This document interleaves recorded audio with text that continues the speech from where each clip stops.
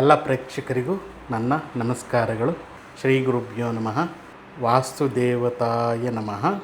ಇವತ್ತಿನ ದಿವಸ ನಾವು ಪಶ್ಚಿಮ ದಿಕ್ಕಿನ ದ್ವಾರವನ್ನು ಎಲ್ಲಿಟ್ಕೊಂಡ್ರೆ ನಮಗೆ ಉತ್ತಮ ಫಲವನ್ನು ಕೊಡುತ್ತೆ ಅನ್ನುವಂಥದ್ದು ಈ ವಿಡಿಯೋದಲ್ಲಿ ನಿಮ್ಗೆ ತಿಳಿಸ್ಕೊಡ್ತೇನೆ. ನೋಡಿ, ಉತ್ತರ, ಪೂರ್ವ, ಉತ್ತರ, ಈಶಾನ್ಯ, ವಾಯು, ಪಶ್ಚಿಮ ಮತ್ತು ದಕ್ಷಿಣ. ಈ ರೀತಿ ಮೊದಲನೇದಾಗಿ ಈ ಒಂದು ಶಾಸ್ತ್ರದ ನಿಯಮ ಏನು ಅಂತಂದರೆ, ಈ ಒಂದು ಗ್ರಿಡ್ ಲೈನನ್ನು ಹಾಕ್ಕೊಬೇಕಾಗುತ್ತೆ. ಈ ಒಂದು 81 ಪದವಿನ್ಯಾಸದಲ್ಲಿ ಪ್ರತಿಯೊಂದು ಪದಗಳಲ್ಲೂ ಒಂದೊಂದು ದೇವತೆಯ ಒಂದು ಸ್ವರೂಪ ಇರುತ್ತೆ. ಯಾವುದೇ ಒಂದು ನನಗಾಗಿ ಏನೋ ಒಂದು ಸೈಟ್ ಸಿಕ್ಕಿದೆ ಅಂತಂದರೆ ಅದು ಎಷ್ಟು ಚಿಕ್ಕದಿರ್ಬೋದು, ದೊಡ್ಡದಿರ್ಬೋದು, ಆ ಒಂದು ಆಯಾ ಅಂತ ತಗೊಂಡಾಗ ಆ ಆಯಾದಲ್ಲಿ 81 ಪದಗಳು ಉಂಟಾಗಿ ಅಲ್ಲಿ ಹಲವು ದೇವತೆಗಳು ಅಲ್ಲಿ ಸ್ಥಾಪಿತವಾಗ್ತಾರೆ. ಆ ದೇವತೆಗಳು ಒಂದೊಂದು ಫಲವನ್ನು ಕೊಡ್ತಾರೆ.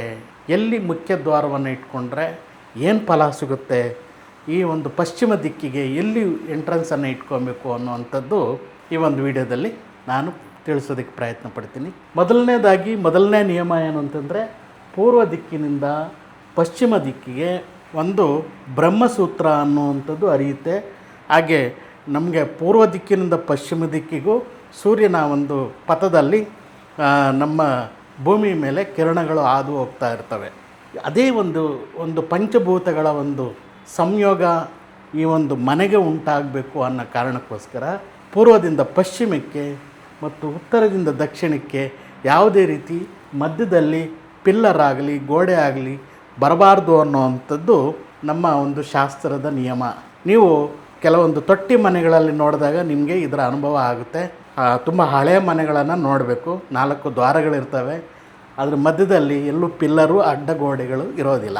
ಹೀಗೆ 9 ಭಾಗಗಳನ್ನು ಮಾಡಿಕೊಂಡಾಗ ಒಂದೊಂದು ಭಾಗಕ್ಕೂ ಒಂದೊಂದು ದೇವತೆ ಅನ್ನುವಂಥದ್ದು ಇರುತ್ತೆ. ಇಲ್ಲಿ ನೋಡಿ, ಪಿತೃಗಣ ನೈಋತಿ ಮೊದಲನೇ ಭಾಗದಲ್ಲಿ, 2ನೇ ಭಾಗ ದೌಹಾರಿಕ, 3ನೇ ಭಾಗದಲ್ಲಿ ಸುಗ್ರೀವ, 4ನೇ ಭಾಗದಲ್ಲಿ ಪುಷ್ಪದಂತ, 5ನೇ ಭಾಗದಲ್ಲಿ ವರುಣ, 6ನೇ ಭಾಗದಲ್ಲಿ ಅಸುರ, 7ನೇ ಭಾಗದಲ್ಲಿ ಶೋಷ, 8ನೇ ಭಾಗದಲ್ಲಿ ರೋಗ, 9ನೇ ಭಾಗದಲ್ಲಿ ವಾಯು ಅನ್ನುವಂಥ ಈ ಒಂದು ದೇವತೆಗಳು ಅಲ್ಲಿ ನೆಲೆಸಿರ್ತಾರೆ.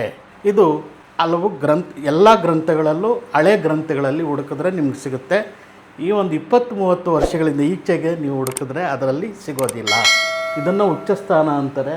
ಅಲ್ಲಿ ವಾಯು, ರೋಗ, ಶೋಷ, ಅಸುರ ಅನ್ನೋವಂಥ ಜಾಗದಲ್ಲಿ, ವರುಣ ಅನ್ನೋ ಜಾಗದಲ್ಲಿ ಅವರು ಉಚ್ಚಸ್ಥಾನ ಅಂತಾರೆ.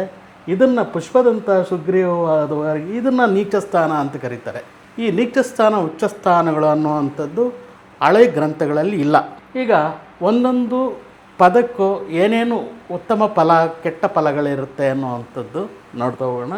ಪಿತೃಗಣ ಅಂದರೆ ಮೊದಲನೇ ಪದದಲ್ಲಿ ಎಂಟ್ರೆನ್ಸನ್ನು ಇಟ್ಕೊಂಡ್ರೆ ಏನು ಸಮಸ್ಯೆ ಉಂಟಾಗುತ್ತೆ ನೋಡಿ. ಸಂತಾನ ಪೀಡೆ, ಮೃತ್ಯು, ಮರಣ. ನಾನು ಒಂದು 20 ವರ್ಷದ ಕೆಳಗಡೆ ನಾನು ಕೆಲವೊಂದು ಯೋಗ ಟ್ರೈನಿಂಗ್ ಕೊಡ್ತಾಯಿದ್ದೆ. ಮನೆಗಳಿಗೆ ಹೋಗಿ ಯೋಗ ಹೇಳ್ಕೊಡೋ ಅಂಥದ್ದು, ಕೆಲವೊಂದು ಕಾಯಿಲೆಗಳಿಗೆ ಚಿಕಿತ್ಸೆ, ಅಕ್ಯುಪ್ರೆಷರು, ಈ ರೀತಿ ಯೋಗ, ಆಮೇಲೆ ನ್ಯಾಚುರೋಪತಿ, ಈ ರೀತಿ ಟ್ರೀಟ್ಮೆಂಟ್ ಕೊಡ್ತಾಯಿದ್ದೆ ಕೆಲವು ಮನೆಗಳಿಗೆ ಹೋಗಿ. ಆವಾಗ ಒಂದು 20 ವರ್ಷದ ಕೆಳಗಡೆ, 20-30 ವರ್ಷದ ಕೆಳಗಡೆ ಆ ಸಮಯದಲ್ಲಿ ಒಂದು ಮನೆಗೆ ಹೋಗ್ತಾಯಿದ್ದೆ. ಇಲ್ಲಿ ಈ ಥರದ ಎಂಟ್ರೆನ್ಸ್ ಅನ್ನುವಂಥದ್ದು ಈ ಪಶ್ಚಿಮ ದಿಕ್ಕಿಗೆ, ಈ ಮೊದಲನೇ ಈ ಗೋಡೆಗೆ ತಾಕಿದ ಹಾಗೆ ಎಂಟ್ರೆನ್ಸ್ ಅಂತ ಇದೆ. ಅವ್ರ ಮನೆಯಲ್ಲಿ ನೋಡಿ, ಸಂತಾನ ಪೀಡೆ, ಮೃತ್ಯು, ಮರಣ. 2 ಹೆಣ್ಮಕ್ಳಿದ್ರು. ಒಂದು ಹೆಣ್ಮಗು ನೇಣಾಕ್ಕೊಂಡು ಸತ್ತೋಯ್ತು. ಇನ್ನೊಂದು ಮಗುಗೆ ಅದು ಮದುವೆ ಆಗಲಿಲ್ಲ. 2 ಗಂಡು ಮಕ್ಕಳು. ಒಬ್ಬ ಗಂಡು ಮಗ ಆಚೆ ಬಂದ, ಅಲ್ಲಿ ಮನೆ ಕಟ್ಕೊಂಡು ಅವರೇನೋ ಚೆನ್ನಾಗಿದ್ದಾರೆ. ಇನ್ನೊಬ್ಬ ಗಂಡು ಮಗ ಅಲ್ಲಿದ್ದಾರೆ. ಅಲ್ಲಿ ಅವ್ರಿಗೆ ಸಂತಾನ ಪೀಡೆ, ಸಂತಾನ ಅನ್ನುವಂಥದ್ದು ಇಲ್ಲ. ಈಗ ಒಂದು ಅಕ್ಕ ಮತ್ತು ತಮ್ಮ ಇದ್ದಾರೆ, ಅವರಿಬ್ಬರಿಗೂ ಮಕ್ಕಳಿಲ್ಲ. ಅಂದರೆ ಮೃತ್ಯು, ಮರಣ ಅನ್ನುವಂಥದ್ದು ಏನು ಅಂತಂದರೆ, ಅಲ್ಲಿ ಒಂದು ಹೆಣ್ಮಗಳು ನೇಣಾಕೊಂಡು ಸತ್ರು. ಅಷ್ಟೇ ಅಲ್ಲ, ಅಲ್ಲಿ ಅವ್ರ ತಂದೆ ತಾಯಿಗೆ ಅನೇಕ ಕಾಯಿಲೆಗಳು ಬಂದು ಅವ್ರಿಗೆ ಆ ಮನೆಗೆ ಹೋದ ಮೇಲೆ ಕಾಯಿಲೆಗಳು ಬಂದಿದ್ದು, ಅಲ್ಲಿ ಸಮಸ್ಯೆಗಳನ್ನು ಅನುಭವಿಸಿದ್ರು. ಅದಕ್ಕೆ ಮುಂಚೆ ಚೆನ್ನಾಗಿದ್ದರು. ಆನಂತರ ದೌಹಾರಿಕ ಅನ್ನೋ ಈ ಭಾಗದಲ್ಲಿ ಏನಾದರೂ ಎಂಟ್ರೆನ್ಸನ್ನು ಇಟ್ಕೊಂಡ್ರೆ ಪಶ್ಚಿಮದ ಕಡೆಗೆ ಏನಾಗುತ್ತೆ ಅಂದರೆ ಶತ್ರು ಭಯ ಮತ್ತು ಅಳಿವು. ಅಲ್ಲಿ ತುಂಬ ಲಾಸ್ ಆಗ್ತಾರೆ. ತುಂಬ ಸಮಸ್ಯೆಗಳು ಉಂಟಾಗುತ್ತೆ, ಅನೇಕ ಸಮಸ್ಯೆಗಳು ಉಂಟಾಗುತ್ತೆ. ನಂತರ ಸುಗ್ರೀವ ಅನ್ನೋವಂಥ ಜಾಗದಲ್ಲಿ 3ನೇ ಪದದಲ್ಲಿ ಏನಾದರೂ ಎಂಟ್ರೆನ್ಸ್ ಇಟ್ಕೊಂಡ್ರೆ ಏನಾಗುತ್ತೆ ಅಂದರೆ ಪುತ್ರ ಲಾಭ, ಧನಲಾಭ, ಸರ್ವಲಾಭ ಉಂಟಾಗುತ್ತೆ.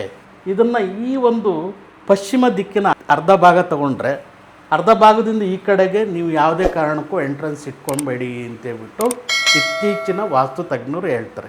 ಇದು ನೀಚ ಸ್ಥಾನ ಆಗಿರೋದ್ರಿಂದ ಇಲ್ಲಿ ಎಂಟ್ರೆನ್ಸ್ ಇಟ್ಕೊಬೇಡಿ ಅಂತೇಳ್ಬಿಟ್ಟು ಹೇಳ್ತಾರೆ. ಆದರೆ ಈ ನೀಚ ಸ್ಥಾನ ಅಂತ ನಾವು ಏನು ಕರಿತೀವೋ ಅವರು ಏನು ಹೇಳ್ತಾರೆ, ಅಂಥ ಜಾಗದಲ್ಲಿ 3 ಮತ್ತು 4ನೇ ಭಾಗದಲ್ಲಿ ನಿಮಗೆ ಸುಗುಣ ಮತ್ತು ಸಂಪತ್ತು ವೃದ್ಧಿ, ಪುತ್ರ ಲಾಭ, ಧನಲಾಭ, ಸರ್ವಲಾಭ ಈ 2 ಪದದಲ್ಲಿ ಉಂಟಾಗುತ್ತೆ.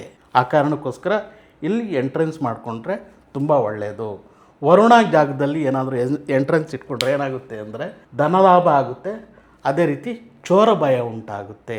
ಚೋರ ಭಯ ಅನ್ನುವಂಥದ್ದು ಆ ಜಾಗದಲ್ಲಿ ಉಂಟಾಗೋದ್ರಿಂದ ಅಲ್ಲಿ ಏನು ಮಾಡ್ಬೋದು ಅಂತಂದರೆ ವರುಣ ಅನ್ನುವಂಥದ್ದು ಮತ್ತು ಪುಷ್ಪದಂತ ಈ 2 ಭಾಗದಲ್ಲಿ 4-5 ಇಂಚ್ ಈ ಕಡೆ ಸರಿಸಿ ತಗೊಂಡಾಗ ಆವಾಗ ಅದು ಉತ್ತಮ ಫಲವನ್ನು ಕೊಡುತ್ತೆ. ಅದು ಏನಂತಂದರೆ ಸಗುಣ ಸಂಪತ್ತು ವೃದ್ಧಿ, ಧನಲಾಭ ಉಂಟಾಗುತ್ತೆ. ಈ ರೀತಿ ಒಂದು ಜಾಗವನ್ನು ಅರಸಿ ನಾವು ನೋಡಿ ಆ ಮನೆ ಬಾಗಿಲನ್ನು ನಿರ್ಣಯ ಮಾಡಬೇಕಾಗುತ್ತೆ, ಅಲ್ಲಿ ಕ್ಯಾಲ್ಕುಲೇಷನ್ ಮಾಡಬೇಕಾಗುತ್ತೆ.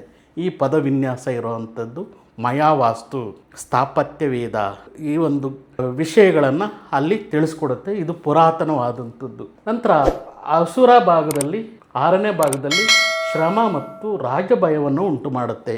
ಇಲ್ಲೇನಾದರೂ ಎಂಟ್ರೆನ್ಸ್ ಇಟ್ಟರೆ ಅವ್ರಿಗೆ ಸರ್ಕಾರದಿಂದ ಏನಾದರೂ ಸಮಸ್ಯೆಗಳು ಬರ್ತಾನೇ ಇರುತ್ತೆ. ಏನೋ ಒಂದು ಹಣಕಾಸಿನ ಸಮಸ್ಯೆಗಳಿರ್ಬೋದು, ಮುಟ್ಟುಗಳು ಹಾಕ್ಕೊಳ್ಳೋವಂಥದ್ದು, ಆನಂತರ ಯಾವುದೋ ಒಂದು ವಿಷಯಗಳಲ್ಲಿ ಸಿಗಾಕೊಳ್ಳೋ ಅಂಥದ್ದು, ಕೋರ್ಟು ಕಚೇರಿ ಈ ರೀತಿ ಅಲಿಬೇಕಾಗುತ್ತೆ. ಅದಕ್ಕೆ ರಾಜ್ಯ ಭಯ ಉಂಟಾಗುತ್ತೆ. ನಂತರ ಶೋಷ ಅನ್ನೋ ಜಾಗದಲ್ಲಿ ಕ್ಷಣಿಕ ಶೋಷ, ಸೊರಗುವಿಕೆ ಅನ್ನುವಂಥದ್ದು ಉಂಟಾಗುತ್ತೆ ಅಂತ ಶಾಸ್ತ್ರಗಳು ಹೇಳುತ್ತೆ. ಇಲ್ಲಿ ಶೋಷಣೆಗೆ ಒಳಗಾಗ್ತಾರೆ. ಈ ಭಾಗದಲ್ಲಿ ಏನಾದರೂ ಎಂಟ್ರೆನ್ಸ್ ಇಟ್ಕೊಂಡ್ರೆ ತುಂಬ ಜನ ಅದನ್ನೇ ಸಜೆಸ್ಟ್ ಮಾಡೋದು, ಈಗ ಇಟ್ಕೊಳ್ಳೋದು ಅದೇ ಥರನೇ. ಆನಂತರ 8ನೇ ಭಾಗದಲ್ಲಿ ವ್ಯಾಧಿ ಪೀಡೆ, ಈ ರೋಗ ಅನ್ನೋವಂಥ ಜಾಗದಲ್ಲಿ ವ್ಯಾಧಿ ಅನ್ನುವಂಥದ್ದು ಉಂಟಾಗುತ್ತೆ. ತುಂಬ ಮನೆಗಳಲ್ಲಿ ನಾನು ನೋಡಿದ್ದೀನಿ. ಆ ಭಾಗದ ಮನೆಗಳಲ್ಲಿ ಏನೇ ಆದ್ರೂ ಕಾಯಿಲೆಗಳನ್ನುವಂಥದ್ದು ಉತ್ಪತ್ತಿ ಆಗುತ್ತೆ, ಸಮಸ್ಯೆಗಳು ಉಂಟಾಗುತ್ತೆ. ನಂತರ 9ನೇ ಭಾಗದಲ್ಲಿ ವಾಯು, ವಧ, ರೋಗ, ಬಂಧನ ಅನ್ನುವಂಥದ್ದು ನಾನು ತಿಳಿಸ್ಕೊಟ್ಟಿದ್ದೆ.